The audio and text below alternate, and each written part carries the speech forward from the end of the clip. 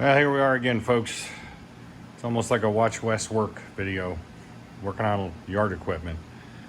This piece of crap, Troy-Bilt Bronco, is actually mine, and I've just been plagued with issues with it, and I'm trying to determine whether to scrap it and just get another one, but I don't have really any covered storage for mowers, so I always buy these cheapo junks, and then, you know, because I have a lift and I have tools, I can just kind of put whatever I need to get them working.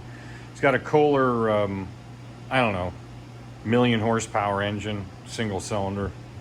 I think it's an 18.5, and so, you know, it runs pretty good. I had a couple of small problems with that. I changed the starter, and there was an oil leak due to the engine case bolts coming out and almost hitting the flywheel. But, you know, once you take care of those small problems like that, you know, it's been working pretty well. The deck's been rotting out. I've been welding on it. I've been putting fiberglass mesh and resin on it, and it's not going to give me much more service, and to replace the deck is absolutely cost prohibitive. Now, the problem today is I changed the drive belts. There are two drive belts. I'll show you where they are once I get this thing apart a little bit more. There's one that comes directly back from the engine off of the main pulley, and then there's another one that goes, and that goes to the variator. John Deere calls them variators. It's the variable speed thing, you know, with like a CVT type deal. And then the other one goes directly from that to the tranny. So, you know, your variable speed comes from the first belt, and then the second belt simply transmits whatever that speed is to the transaxle, really. And so the problem with the drive belt is, you know, I got it from Amazon, and I should have known better. And the smaller of the two that went from to the transaxle itself, you know, from the other pulley, was perfect. And the long belt must be about 1/2 inch short, because when this thing gets hot, it will not disengage. And I've run into the fence with it. I've run into the house with it. I've run into a number of things with it. And I'm like, maybe it'll just wear in. Maybe it'll just get better. And it hasn't. So I ordered an actual MTD OEM belt for that. And also a new blade belt, because I need that as well. You know, deck belt. And that's hopefully the last money I'm going to put into this for a while, except the transaxle is making a tremendous amount of noise. I mean, it is super loud. It is almost as loud as the engine, I swear to God. And I had this transaxle apart, and I'll talk about that when I get into it, but my plan today is I'm going to take the deck off, which is easy, put it over on the roll-around cart table, you know, the hydraulic cart table, just leave it there. And because you got to get it out of the way to do the belt anyway. And once it's out of the way, and get in there, and I'm going to change that belt out. But first I'm going to pull the transaxle again. That isn't very hard either. So I'm going to pull the transaxle, and we'll lay it out in the back here, take it apart, and find out what in the hell's going on in there. And I'll kind of talk about it when I get to that point. But let's get to work.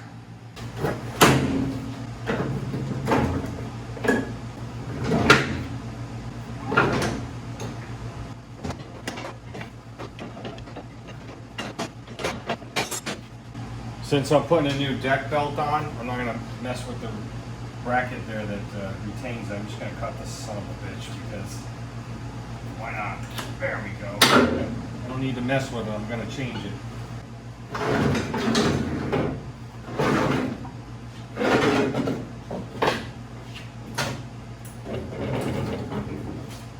I just use a motorcycle scissor jack it up from the back, and we're good. Here's what she looks like from the bottom. And this isn't too terrible getting this out of here, actually. You just got to get all the damn doodads off and the wheels. Pull the battery and so forth. That way you can reach down and get the belts. I'll give you a quick shot of that, but for the most part, I'm just going to get this thing snatched out. I'm surprised it actually came out. If you ever do these, you got to make sure that these axles are well lubricated with grease when you put them back on, or never sees or something. And these spacers too. I'm pretty sure the spacers are different widths from one side to the other. I don't really remember, but you'll find out when you try to put the wrong one on and the tire, you know, hits something or is too far out. So this is why it came off so easily, because the last time I had to beat the crap out of it to get it all off, and you know, I lubricated it before it went on. So you just got to remember to do that. We'll clean these threads out and stuff. And I replaced these bushings in here And wouldn't you know it, they are freaking worn again. God, what a piece of crap. I greased them and replaced those, and oh my God, what a junk. Probably part of the problem right there. That may be the other part. This is the so-called brake. I already got the nut off there. 10 millimeters. Go figure. Probably made in freaking China. Just a retainer to hold that in, I guess. You know, it's like a spring. It just springs around. You just get that off and, I don't know, throw it in this scrap heap. I have another mower, luckily. It's a smaller one, and I just got new blades for it, so I'm actually able to cut the grass. Well, I have two, because, you know, when this son of a bitch is broke down, or the other one, which is rare because it's simplicity, and it's got a Briggs and scrap iron engine in it, you know, I can use that one when this one's down, which is, of course, what I'm doing now, of course. But, you know, we had about a zillion inches of rain last week, so there ain't gonna be no yard cutting here for a while. All right, so there's your top. Top of the transaxle, that is. You can see that's the big pulley that actually goes on the transaxle, turns, and then goes into the, you know, bevel gears in there, whatever the hell they are, a little planetary, I guess, to make the wheels go round and round. And then that is the variator, or the variable speed thing. I've had that at least loose before when I did the main belt, so I may actually take that out all the way and examine it. But so it's pretty easy to get at this, you know, when you take the battery and the battery box gizmo out, it just rests in there. And then you can just get all this crap off pretty easy. The best way to do the main belt, in fact, is to, you know, I think, is to disengage this stuff, and then, you know, you can release it, of course, from the idler up in front, which I'll do here in a second. Actually, I don't know what the hell I'm going to do, so let me shut up and just do it. So what you really got to do in here is, I already took it off. There's two pulleys. You just see that bracket moves and puts tension on the belt, and that's what makes everything spinny. Well, the best way to untension that is just take one of the pulleys off, which happens to be right there. So it goes right there, and you know, the belt goes around it, but it ain't around it right now because it's off. You know, it will go around, come around that way. So, and then when you do this, it'll tension it. So yeah. So anyway, we're or something like that. I don't know. It goes some way and it works, but we're just going to take it apart. The main pulley has to come off. It's got kind of a built-in keyway deal made into the actual pulley, or key, and there's a keyway in the shaft. You said shaft. And it's a 5/8 socket that takes to take it off, so we'll just impact that off. Maybe. Huh. I ain't gonna work. I ain't jacking this front up just to get that son of a gun off. There ain't no way I'm doing that. Hey. Maybe. Maybe not. Alright. Yeah. Son of a whisker. Well, I had to capitulate.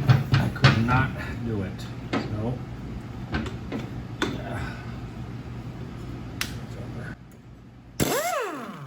Jeez. Fuck. Can't you believe that crap?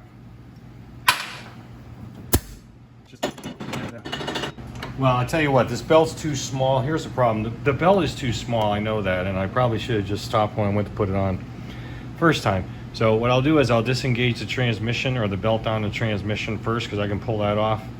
And then, you know, there'll be plenty of slack, so I don't really need to fight it up here, because it's kind of hard to get at up here. But over here it ain't so bad, you know, in the back where the tranny is and so forth. So we'll do that. All right, I got it. So, I mean, I was able to get it off without doing all that. So now I'm going to take this down. It's really, I think it's just these 4 bolts, 2 on this side and 2 on the other side, and this thing drops right down. There is spots you can't see, and I don't know what happened, but you look right here. You see that? Those 2 holes above the other 2. There's threads behind there, and I think it's supposed to be bolted there. I have no idea what happened to them. Doesn't look like there was ever anything there.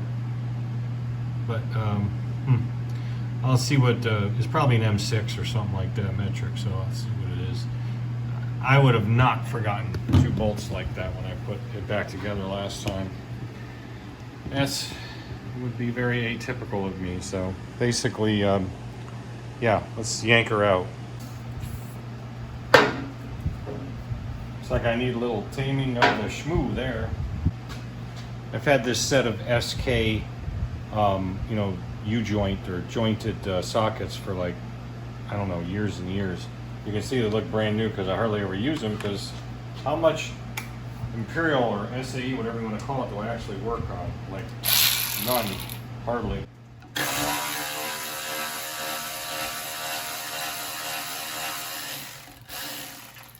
Whoops, I forgot you had to hold the bottom.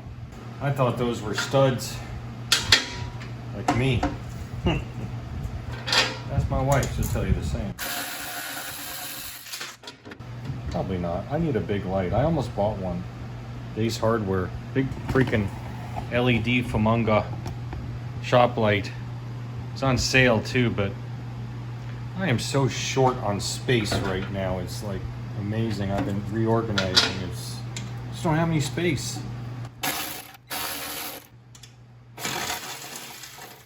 Oh yeah, nice. Come on, mother. Ugh. God. That one's tight. Ugh. There you go. Ugh. This is how I know engineers drink. Okay? You see that? I mean, come on. That's gotta be the most dumbass thing I've ever seen. Jeez, what bunch of idiots that designed this thing. I think she'll come down now with the belt, main drive belt still on it. I got the other one.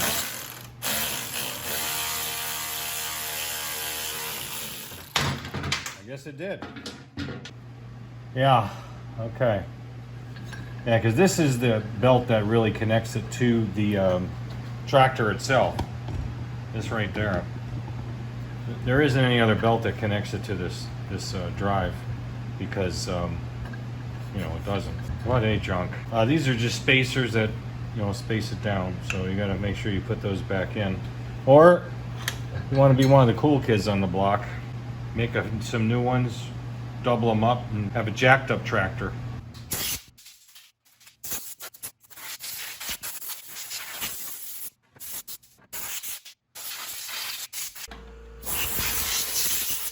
All right, we got her all blocked off and ready to go. This comes off really easy. I'll just bang this off of the impact and we'll split this case, but I can just see this already. This play is really bad. It's clearly right in the main. Oh my God, it's terrible. So I don't know what I'm gonna do with this, but let's pull it apart and see what's going on. Because like I said, it's making a ton of noise. And I'll go into what I did last time when I take it apart. I'm not gonna talk about it right now because you don't have any reference. So let me show you that once we split it.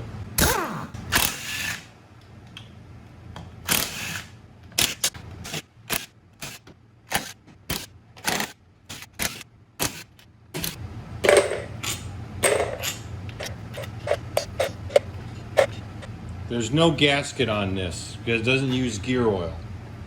It uses grease. Now it's supposedly a special kind of grease when I took it apart last time. And I did not have that special grease. So I used moly grease. I thought that would be fine. I'm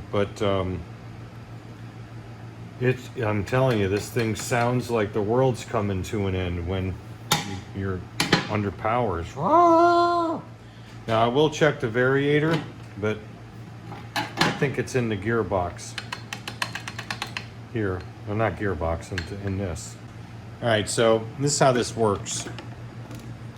Sports fans. Right here is like this is your reverse and forward. That input gear, which is right there, it only goes one way. It's it's not a bi gear.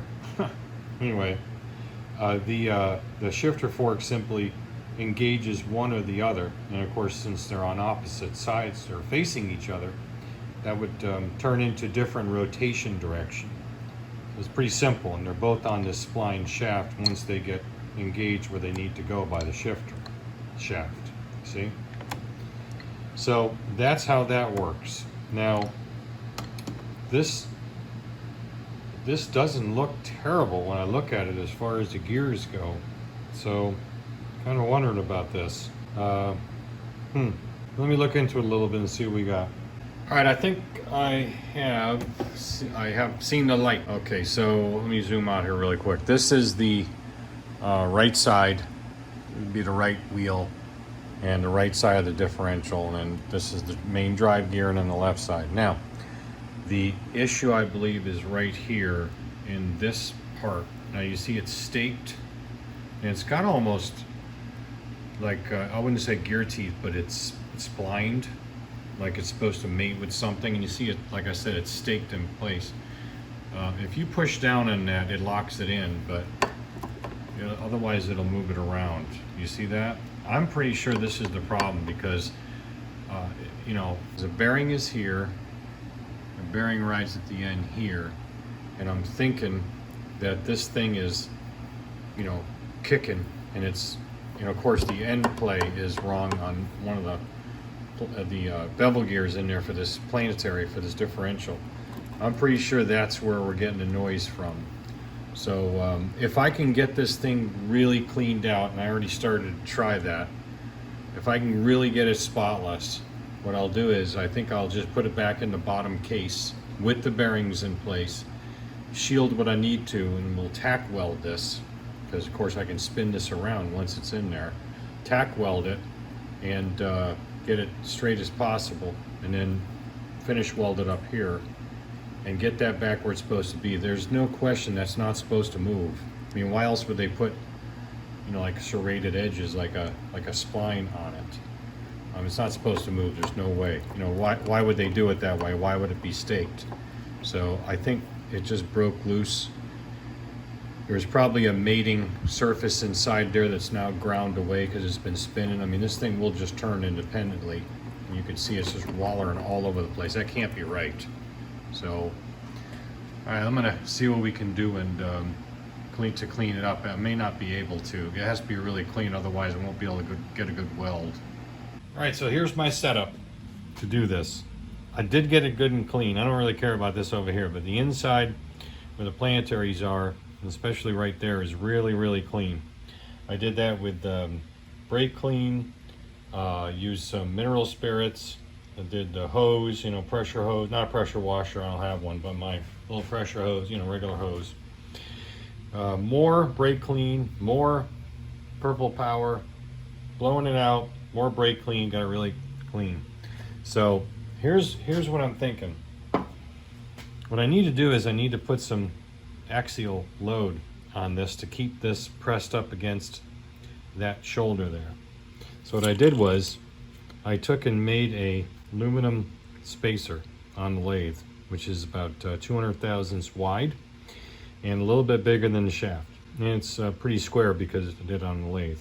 So I drilled it out to 3/4 inch, bored it a little bit, and then it was good. So I didn't have any problem with that. Now this is steel. These bushings are actually steel on the outside and probably some sort of sintered material on the inside. And so I don't want to get any weld spatter on that, so I'm just going to put a piece of aluminum.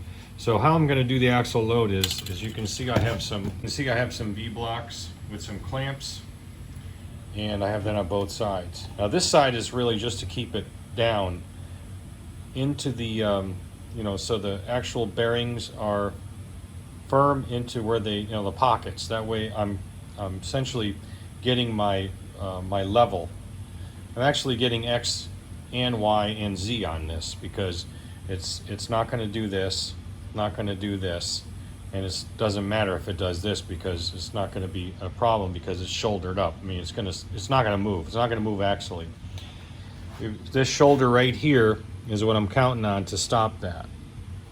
And so what I'm gonna do is I'm gonna just tap this side to make sure that I got good load, and if that doesn't spin, then I know it's good.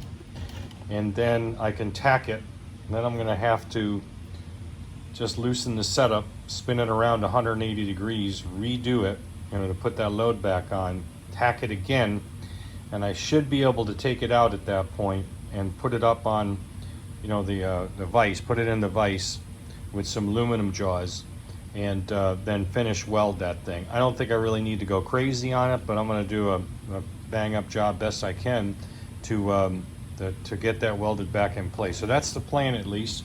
Again, we're going to be putting a load this way to push against this bearing, which is in its pocket with a shoulder. That way, again, it's already axial loaded that way. The whole thing is going to be loaded that way up until this point, and these clamps are just to keep it aligned. So really, my alignment is going to be perfect because that's where the bearings want it to sit. Now, yeah, I think these are a little wore out, but I'm not going to worry about 10 or 20 thousandths here. I mean, it's a mower. It ain't going to the moon.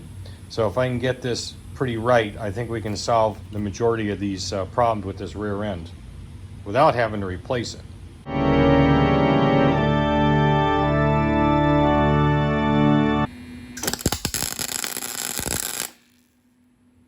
Ugh. It's terrible.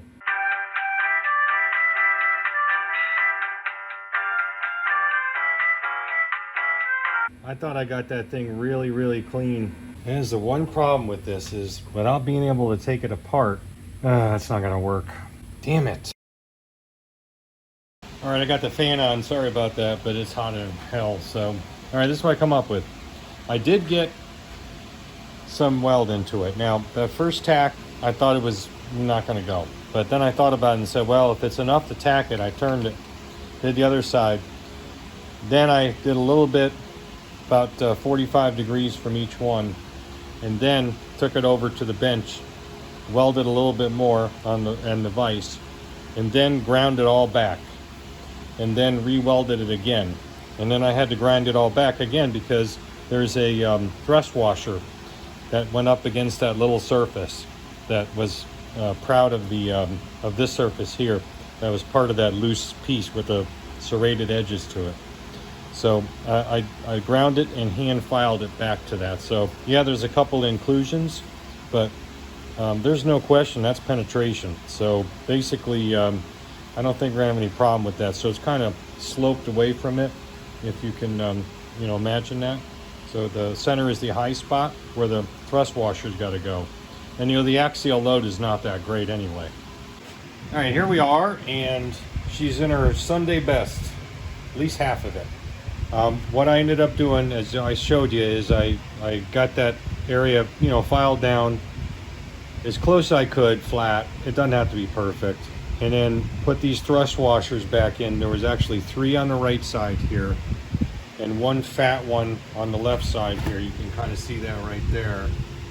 And I didn't like the axial thrust. It was actually going back and forth about 1/16 of an inch. Now, I don't know if that's normal or not, but I didn't like it. So I had some extra thrust washers that actually came out of a Suzuki transmission that were just about the right size. So I put 1 on this side and 1 on that side. And I'd say maybe I got 5 thousandths or so. I'm guessing, but I'm gonna leave it because this is really the telltale sign.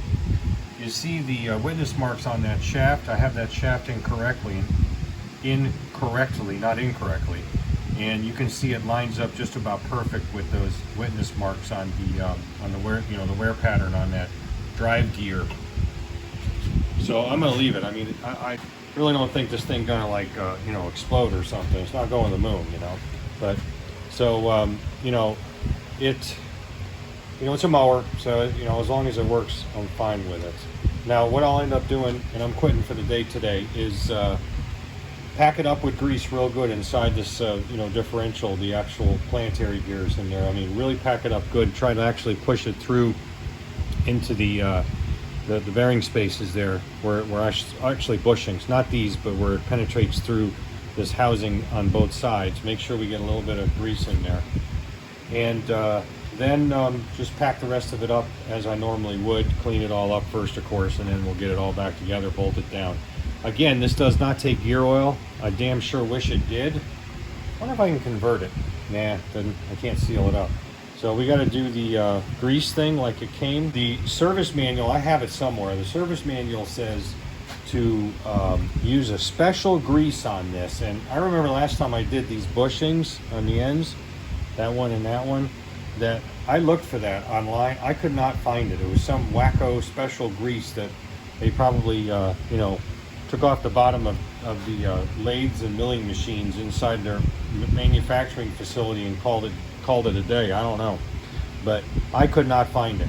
So what I ended up doing was I put, I think I mentioned earlier in the video, moly grease in here, and it seems to work pretty well. The only thing happened was, you know, that failure on that side, which had nothing to do with lubrication. But I'm not putting that crap back in, plus it's pretty expensive and I'm getting low. So I'm gonna pack this up with probably Kendall Super Blue, and we'll call it a day. That will be just fine for what, you know, it's what it is. It's not a NASCAR racer. It's a freaking mower. It's a piece of crap mower to boot.